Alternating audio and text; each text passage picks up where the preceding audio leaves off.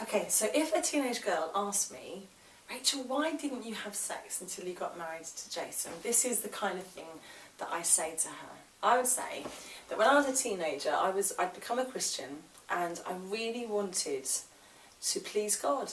I really wanted to live his way.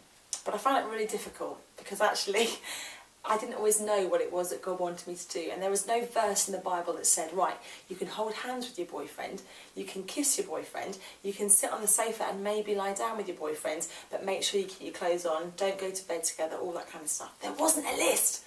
And sometimes I had youth workers that were quite strict, and other times I had youth workers who were like, well, you know, whatever happens, God will forgive you. And in the middle, I was like, I don't know. So when I got a bit older, I started dating Jason. We decided that we would not do anything with each other that would really break our hearts if we broke up and married different people. And so we set our boundaries. And so what I say to young people is that Jason and I decided not to have penetrative sex, not to be sexually active, not to take our clothes off with each other, because there was always the risk that we might not have got married. We might actually have broken up and ended up marrying different people. And we didn't want to have had an experience with each other that, even if it had been really amazing at the time, would have been really, really painful to walk away from. I mean, relationships breaking down are hard enough as it is, isn't it? But how much more if you've been sexually intimate with someone? Because remember, we believe that sex is about two becoming one flesh. Actually, you're beginning to do the kinds of things together that God says that's about two becoming one. And imagine splitting off from that. And so we set boundaries. There were times where one of us had to walk out the room and leave.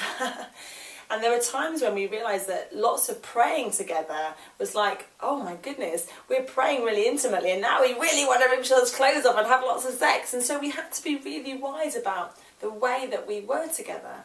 And we chose to go outside and out and about rather than just constantly be in each other's bedrooms.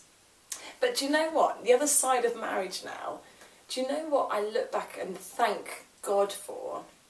And that is that I know that if my husband found another woman really, really attractive, and let's face it, there are so many stunning, incredible women out there. If my husband found someone else really attractive, I know that he would flee from her, he'd run away from her rather than break my heart. Now, I don't know that 100% because none of us are perfect. But what I do have is evidence that at the time when he and I really wanted to have sex with each other, we both knew we were strong enough to say, even though we really want this, we're going to wait until we get married. So I know that Jason's got it in him to say no and to walk away. And he knows that I've got it in me to say no and to walk away. And it's one of those things, I think, for our marriage, that's really given us the foundation of trust. Marriage is not perfect, it's not easy. Sex in marriage is not always perfect, it's not always easy. But I'm so glad that during my teenage years, I gave it a go.